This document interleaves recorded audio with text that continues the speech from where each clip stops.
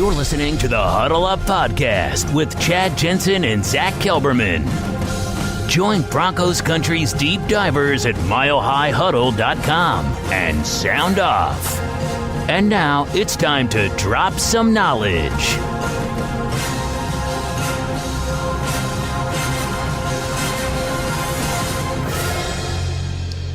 We are live, Zach, on YouTube. It is the Huddle Up Podcast coming to you, simulcasting live on YouTube and Facebook. I'm your host, Chad Jensen, and with me, as always, is my partner in crime who covers the NFL as the lead NFL writer for Heavy.com, Zack Kelberman. Zach, here we are on a Wednesday night, kind of a sleepy Wednesday night in the bye week for the Denver Broncos. How you hanging, dude? I'm hanging in there. I'm wondering how jazzed Broncos fans are entering this bye, if they're riding the wave from that win, or if they're going into the next week wondering where the Broncos are going to go at quarterback. I still think that's the question on everybody's mind. Hopefully we'll get some questions. We can talk about that tonight. Yes, absolutely. We will get to all that stuff, including what's on the minds of our great listeners, viewers in real time here. Let's welcome in a few as the room begins to fill up. We got Kristen, Matthew, Big Daddy Kane, Jerry, Anthony, what's up, you guys? Stuart, what's up, my brother? Salute. We got some things to talk about. And again, guys, as you know the drill here, if you have questions or things you want to get off your chest, things you want us to analyze, hit it in the comment stream and we will get to it. But meanwhile, a quick reminder before we dive into the main meat and potatoes of today's show, make sure you're following the show on Twitter, you guys, at Huddle Up Pod. That's the best way for you to keep your finger on the pulse of what's happening with the show in real time. You're always going to get the notifications when we go live, whether you're on YouTube or Facebook. That'll happen. But when we have announcements, when we have change-ups in the programming schedule, you want to stay on top of it, and that comes through Twitter. So take care of that. And then take some time, leave a creative review on Apple Podcasts. Tell us how we're doing. If you like what we're doing, give us a 5-star rating. This is the Overtime Podcast Network. All right, Zach, before we get to everybody's comments here and start in questions, let's talk about what Vic Fangio had to say. I thought this was interesting about Mr. Garett Bolles. Now, of course, Fangio is only going to do one presser this week, and he's already done it. Came on Monday because it is the bye. But he was asked, when you saw Noah Fant have, he finally the floodgates opened when he had that 75-yard catch and run, and then the whole rest of that game, you could just tell he was feeling his oats, right? He was confident again. He was feeling good. And so Fangio was asked, could that happen with Garett Bolles? Could it be that Garett Bolles, is playing with more confidence, or could he play with more confidence? And let me read this quote. Everybody check this out. Fangio said, quote, "I think Garett kind of plays with more confidence than you think, and maybe than is warranted. He didn't play too bad yesterday. Again, he's a young player still, especially in light of his limited background in football before he got here. It's our job to maximize and make sure we're doing everything possible to develop him. If the guy has talent, we want to maximize every opportunity to develop it." Close quote. More confidence than you think, and Zach, maybe more confidence than is warranted.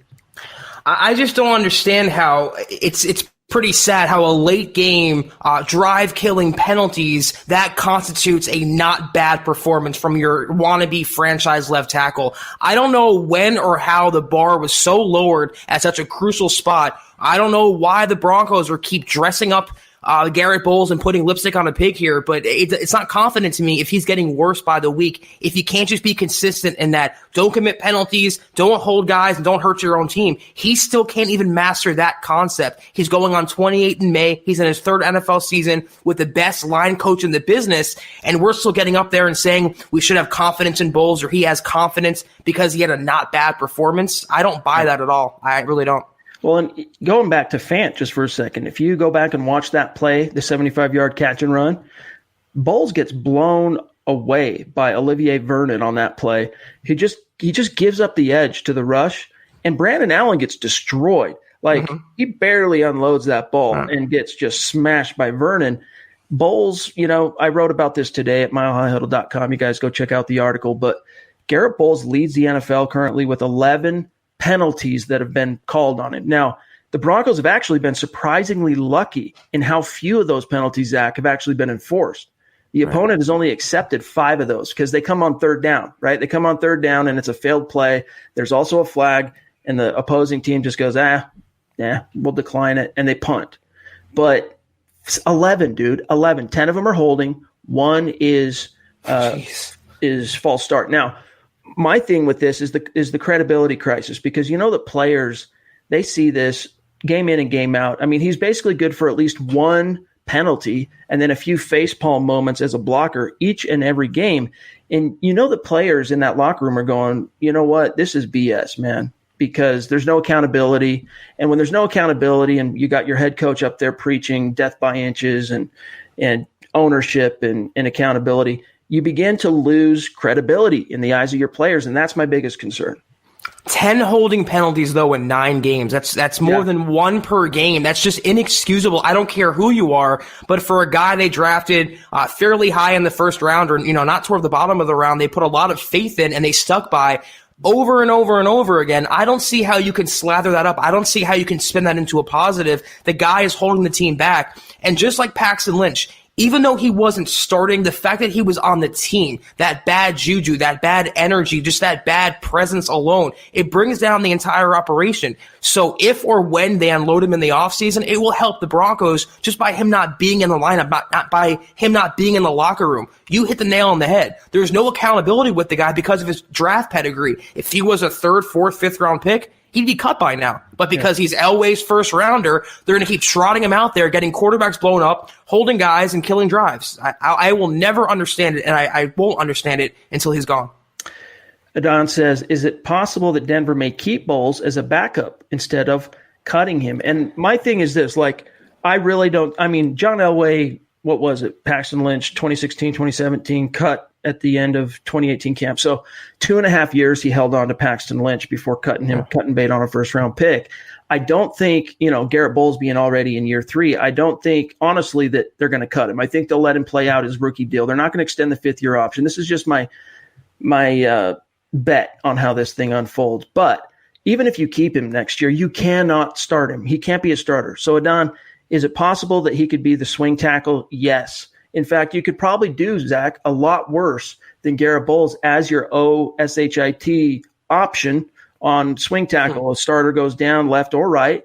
You got Garett Bolles. You can go in there and hopefully stop the gap, et cetera. But you absolutely have to dig through this draft class coming up, which is replete with offensive tackle talent. And there's a lot of draft content right now going up at milehighhuddle.com. So you guys got to check that out to start familiarizing yourselves with the 2020 draft class. But Zach, if they don't go left tackle early in the first round, and that's why I want them to get Drew Lock on the field as soon as possible. I want to quash and squash any possibility of the Broncos going after a quarterback this year, unless Lock gets out on the field and just completely is a train wreck for 4 or 5 games.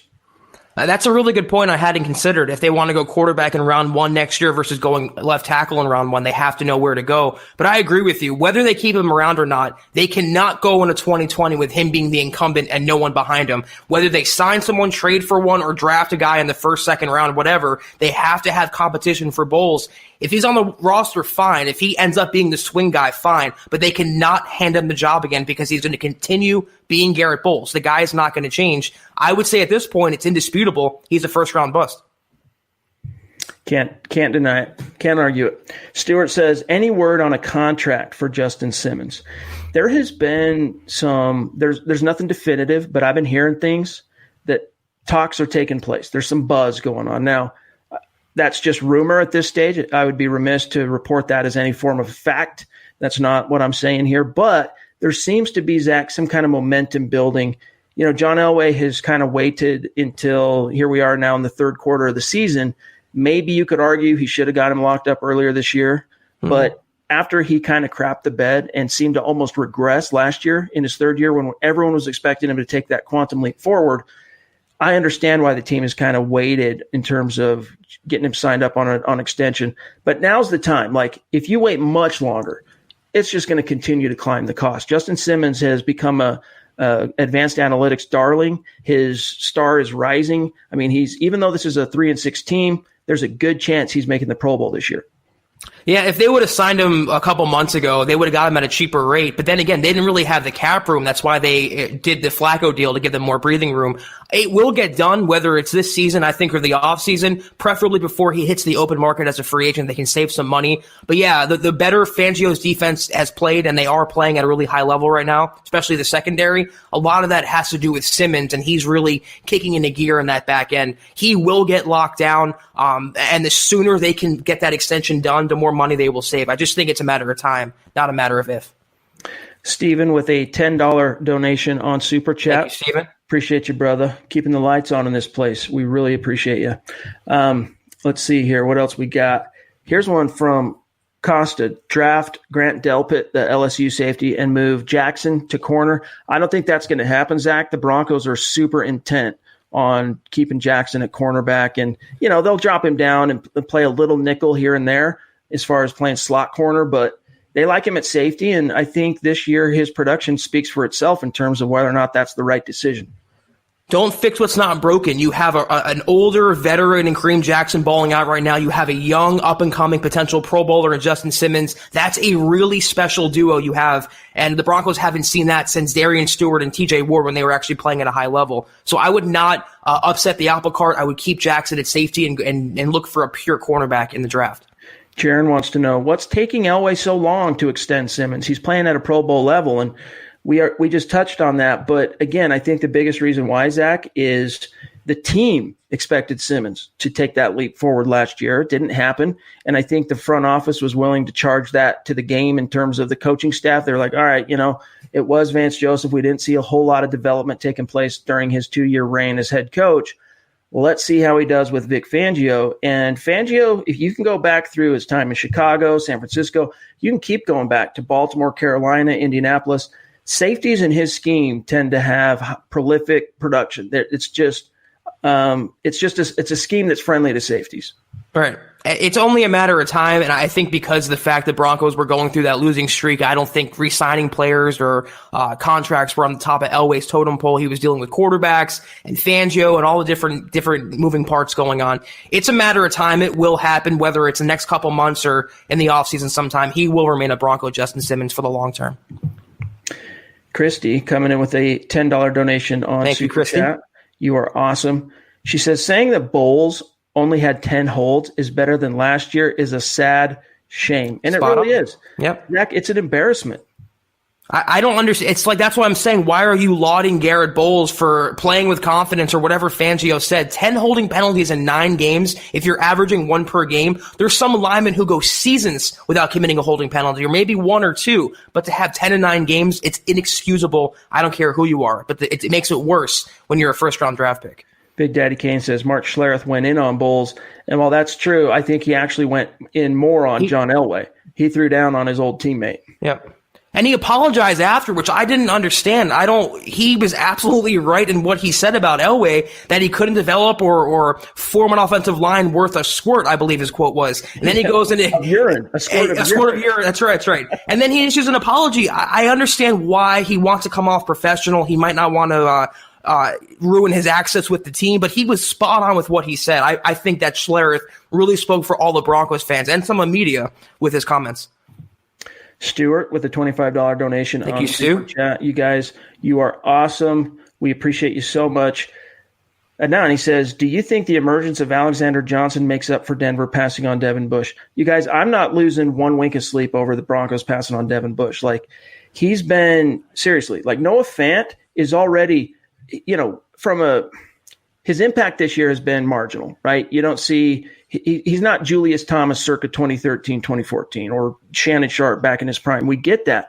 But even the modest production that he has had as a rookie, Zach, Noah Fant, is historical so far. At least in the Broncos, he's already caught more balls as a rookie tight end than any tight end in Broncos history. And it's adding up too in terms of he's up there with the Gronkowskis of the world in what he's doing as a rookie. So you give it time. You also get competent quarterback play there. Noah Fant's going to be a huge hit for this team. That I have no doubt. And to answer Adon's question, Alexander Johnson definitely has helped make up for the fact, Zach, that they didn't prioritize inside linebacker in the draft.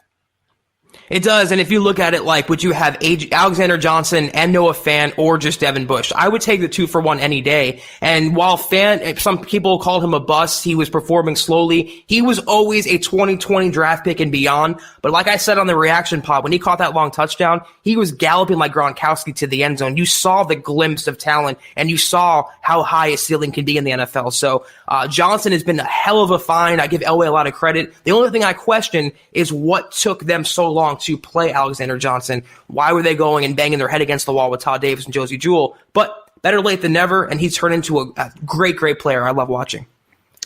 Jer says, did we extend, Alexander Johnson? Well, no, he hasn't been extended, but that's not even a consideration till I think at the soonest next year, because the Broncos are going to have his rights. I'm not sure off the top of my head now. I can't remember if he's a restricted free agent in the coming spring or an exclusive rights. He's one of the two.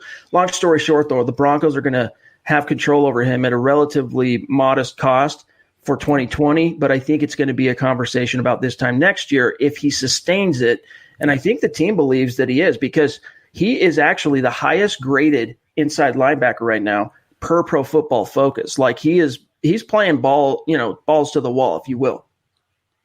Hey, you nailed it, Chad. I think they'll have him under their control for very, very cheap next year. And they're not going to bid against themselves. They're not going to give him a new deal where it's not warranted just yet. He's been a revelation this season. I think he'll enter 2020 as a starter at inside linebacker. If he keeps it up, if he's still, like you said, if he's still this good next November, then start contract talks. But I don't think anything's going to materialize until then. It can't be a flash in the pan. They have to make sure it's real. Holden wants to know, which free agents would you re-sign and who would you let walk next offseason? Zach, I'm going to answer a couple and then throw it over to you. One guy that I'm ready to let walk is Adam Gotsis. I mean, solid two-down run stuffer as a 5-tech defensive end, but he's just not an impact guy unless you can get him on a veteran minimum. But there's probably going to be some team out there that sees more and will be willing to pay him more. I wouldn't want him back. Simmons is at the top of the list. Chris Harris in a perfect world. Now, this isn't what I think is going to happen. I'm just telling you what I would do if I was making that decision. I would put, even though it's a lot of money to tie up in the Justin Simmons, Kareem Jackson, Bryce Callahan, Chris Harris. That's a lot of money that you'd have tied up in the secondary. However, let's just say it is Drew Lock next year, or maybe it's Brandon Allen just as a possibility. Either one of those options, you have a cost-controlled quarterback, which means that you can invest in the defense, in Fangio's strength as a coach, and you have young talent at the skill positions. You tweak the offensive line through the draft, and that's a model that could succeed. So I'm all about trying to find a way to get Justin Simmons and Chris Harris Jr. both back in Denver. And the thing is, even with Flacco's contract restructure, the Broncos are going to have loads of cap space next offseason, so they can re-sign Simmons and Harris if they wanted to. Simmons is a no-brainer. I agree with you on Gottis. I wouldn't mind if Derek Wolfe walked. I wouldn't mind if Devontae Booker walked.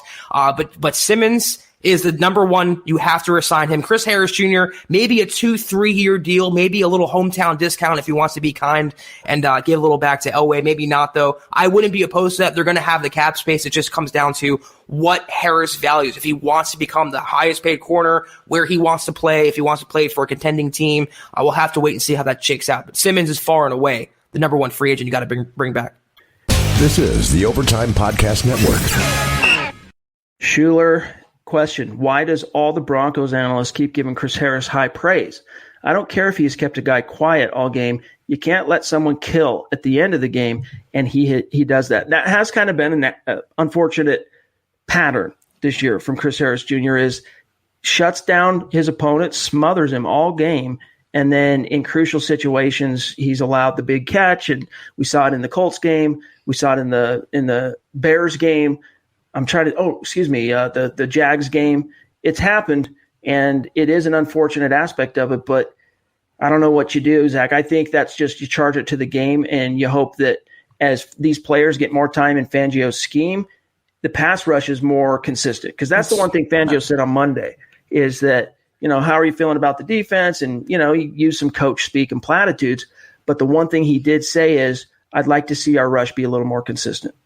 That was exactly my point. It would help Chris Harris in the secondary. Von Miller would get to the quarterback or do his job like he should be doing. Them not getting it to the quarterback in crunch time is hurting the secondary. They can't cover forever. I'm not excusing Chris Harris Jr. I don't think he's the best corner in the NFL. I think he's among the best. I think he's definitely elite, but he's prone to breakdowns too. I wouldn't necessarily blame him for any loss or credit him for any win. He's still playing at a high level. I agree, though, with the basis of the comment saying he's far, I think, in my opinion, from being the number one corner in the entire league. Yeah.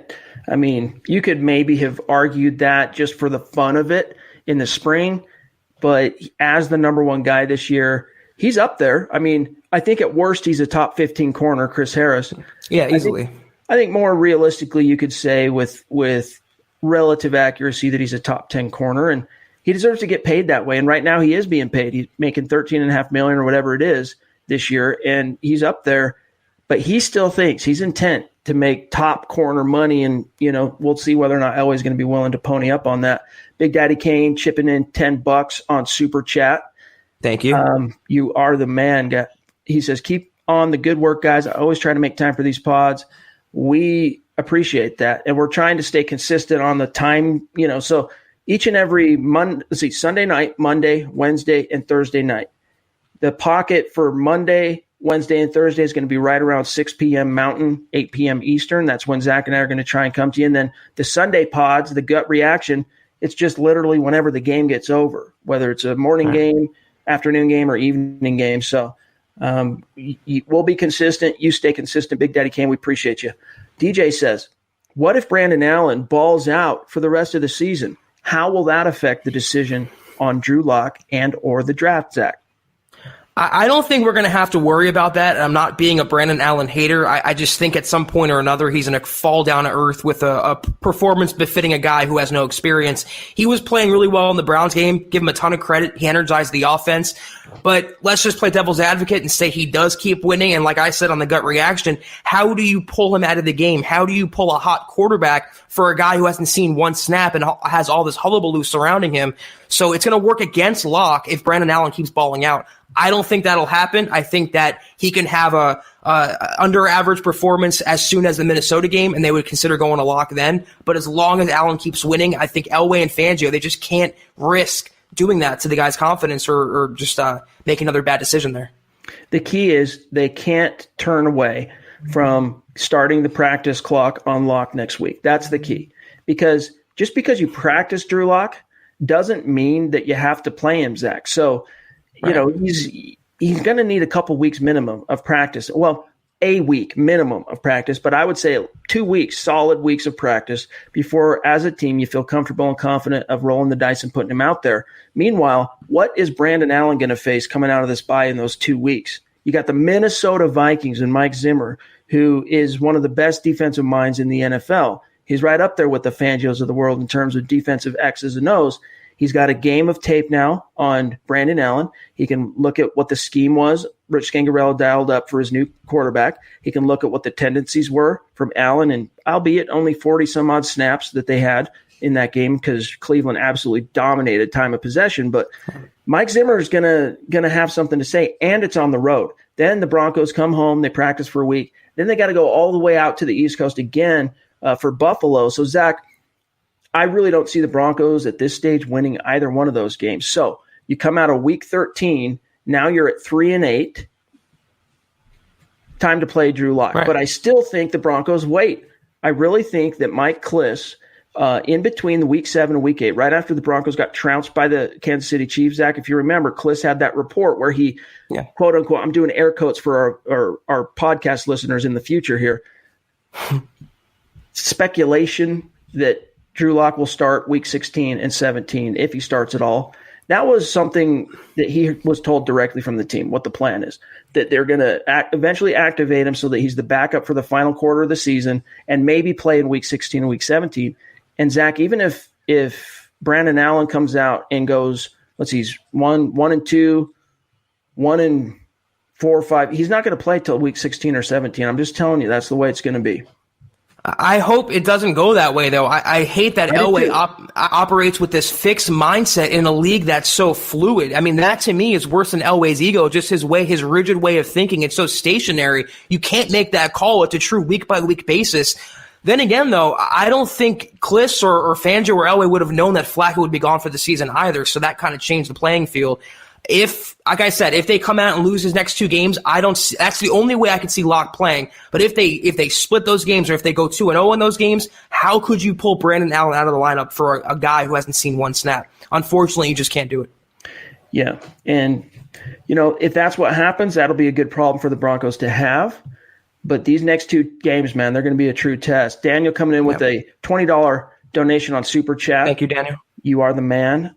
Jerry says, are we sure we've seen the last of Flacco? What do you think, hope Zach? so. I really do, and I'm so glad I get to say that because I really do think we've seen the last of him. We talked about that in previous pods. His contract, it won't preclude Denver from moving on next offseason. Yeah, they're going to have to swallow some dead money, but they can still move on. And I don't see for his psyche, for the fan psyche, for the team, how you can ever go back to the guy, especially if you're going for a youth movement. So we have definitely seen the last of Flacco as a starter, and I firmly believe he's taken his last snap in a Broncos uniform. I do not disagree. Jordan says, has the emergence of Alexander Johnson made Josie Jewell expendable? I know a lot of people were high on him, but he seems to have disappeared. Zach, I think that, Todd Davis, 1-2, he's got 1 more year left on his deal. If I'm not mistaken, he's under contract through 2020. Yeah. And then by that point, Josie Jewell will be going into a contract year. I don't necessarily think Josie Jewell has been rendered expendable by Johnson's emergence, but I think he's going to have to beat out Todd Davis next year if he wants time on defense. Alexander Johnson seems to have this thing socked away as that starter. I mean, he's literally turning into a star. I was going to say, if anyone, it makes Todd Davis expendable because they can get out of his contract. He's making about $5 million a year, and that's versus Josie Jewell, who's making peanuts. So I'd rather go for a starting combination of Jewell, who's a good tackler, and Johnson, who's good in coverage, as opposed to Davis, who's old, overpaid, and not as explosive as other players. So if anyone, to me, it makes Davis expendable. And I wouldn't be surprised if they cut him in the offseason or traded him. Devin says, what do you think are the 3 biggest positions of need for the Broncos in this upcoming draft?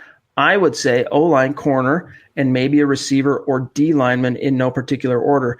Zach, let's just, for the sake of this conversation, throw out quarterback. Throw out quarterback, exactly. I would say offensive line, left tackle specifically, corner, probably... Yeah, I think wide receiver. I think Devin hit it right on the nail on the head because Cortland Sutton is a bona fide number 1 now. And guess what? No other wide receiver caught a pass last week. He had a 5 for 58 and a touchdown. Did Sutton with 8 targets.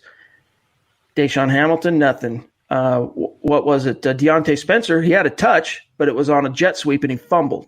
So I think obviously what that is intimating here, Zach, is Deshaun Hamilton, we're all high on him, and he is a good route runner, but it's not coming out in the wash. The Broncos need to get a bona fide number 2 opposite of Cortland Sutton.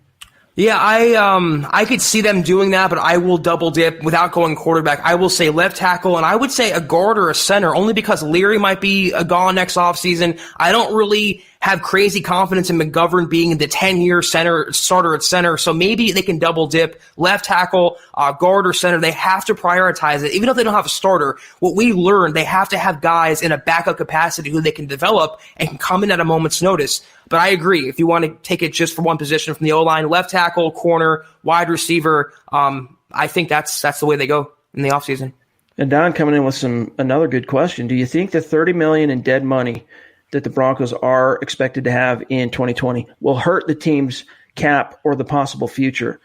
I really don't see it being a problem because they're still expected to have north of $70 million in available cap next year, Zach. They're going to be able to spend some coin.